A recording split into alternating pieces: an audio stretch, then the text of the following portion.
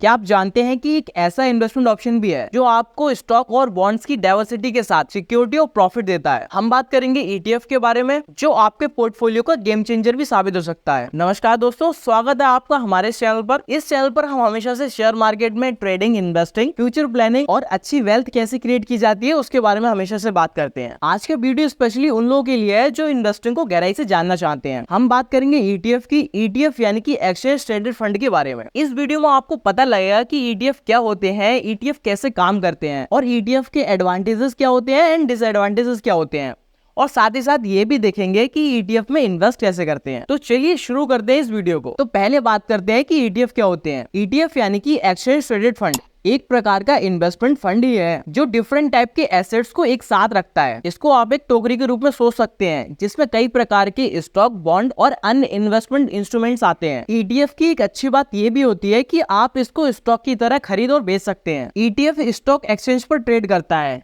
जिससे इन्वेस्टर पूरे दिन ETF को खरीद और बेच सकते हैं। अब बात करते हैं कि ETF काम कैसे करता है। ETF को मैनेज करने के लिए फंड मैनेजर होते हैं जो फंड के एसेट्स को मेंटेन रखते हैं। ETF की कीमत उसके फंड एसेट्स पर आधारित होती है जिसे नेट एसेट वैल्यू भी कहा जाता है। ETF की कीमत पूरे दिन बदलती रहती है, ठीक वैसे ही जैसे एक स्टॉक की कीमत पूरे दिन घटती बढ़ती रहती है। एक एग्जाम्पल से समझते हैं। निफ्टी 20 का एक ETF होता है जिसमें निफ्टी 50 इंडेक्स फंड आता है। अब निफ्टी 50 इंडेक्स फंड की जितनी वैल्यू बढ़ेगी उतने ही हमारे निफ्टी 20 की भी वैल्यू बढ़ेगी, और निफ्टी 50 इंडेक्स फंड की जितनी वैल्यू घटेगी उतने ही निफ्टी 20 की भी वैल्यू घटेगी। तो ये तो हमने समझा कि ETF कैसे काम करता है, लेकिन अब ये भी जान लेते हैं कि ETF के कितने टाइप होते हैं। यूजुअली अगर देखा जाए तो ETF बहुत सारे टाइप्स के होते हैं। पहला है इंडेक्स ETF। अगर आप इंडेक्स ETF में अपना पैसा लगाओगे तो आपका पैसा इंडेक्स फंड में लगेगा। जैसे कि निफ्टी 50 एक इंडेक्स फंड होता है, उसका जो ETF होता है वो होता है निफ्टी 20। तो इस तरीके से आपका पैसा इंडेक्स ETF में लगता है। दूसरा है बॉन्ड ETF। अगर आप अपना पैसा बॉन्ड ETFs में डालते हो तो आपका पैसा जो है वो गवर्नमेंट कॉर्पोरेटेड बॉन्ड्स में इन्वेस्ट होगा। तीसरा टाइप है सेक्टर और इंडस्ट्री ETFs। अगर आप अपना पैसा इन ETFs में डालोगे तो आपका पैसा टेक्नोलॉजीज, हेल्थ केयर और ऊर्जा जैसे सेक्टरों में लगेगा। चौथा टाइप है कमोडिटी ETFs। अगर आप अपना पैसा कमोडिटी ETFs में इन्वेस्ट करोगे तो आपका पैसा सोना, चांदी और तेल जैसे सेक्टरों में इन्वेस्ट होगा। पांचवा टाइप है थीमेटिक ETFs। ये एक विशेष प्रकार के ETF होते हैं जिसमें अगर आप अपना पैसा इन्वेस्ट करोगे तो आपका पैसा क्लीन एनर्जी और आर्टिफिशियल इंटेलिजेंस जैसे सेक्टरों में इन्वेस्ट होगा। छठा टाइप है इनबॉक्स और लेवरेज ETF। ये भी एक प्रकार के स्पेशल ETFs होते हैं जो आपको गिरती हुई मार्केट से मुनाफा या फिर रिटर्न निकाल के देते हैं। इन ETFs को डिजाइन ही इस तरीके से किया गया है कि जब भी मार्केट गिरती है तो वहां से रिटर्न निकाल के देते हैं। तो ये है वो टाइप जिन तरीकों से आप अपना पैसा ETF में इन्वेस्ट कर सकते हो। अब जब कोई भी व्यक्ति ETF में इन्वेस्ट कर रहा है तो ये जानना भी बहुत जरूरी है कि उसके एडवांटेजेस क्या हैं और डिसएडवांटेजेस क्या हैं। मींस कि कितने बेनिफिट्स हैं और कितना बड़ा रिस्क हो सकता है। तो पहले देखते हैं इसके एडवांटेजेस। पहला है डाइवर्सिफिकेशन।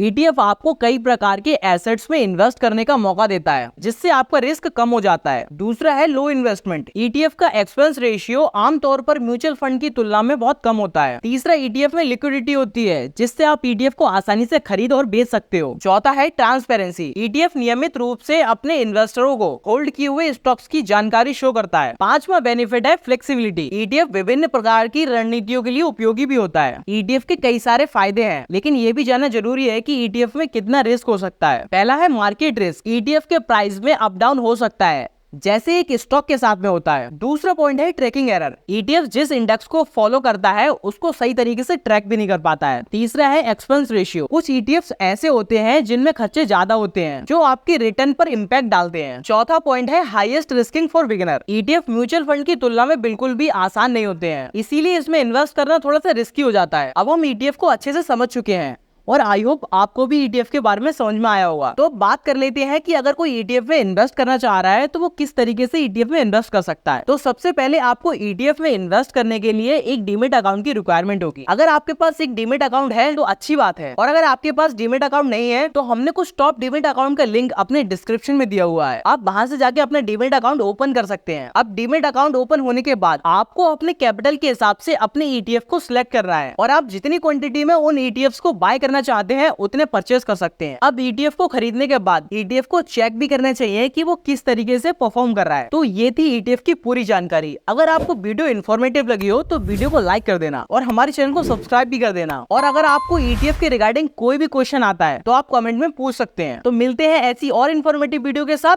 तब तक के लिए जय हिंद।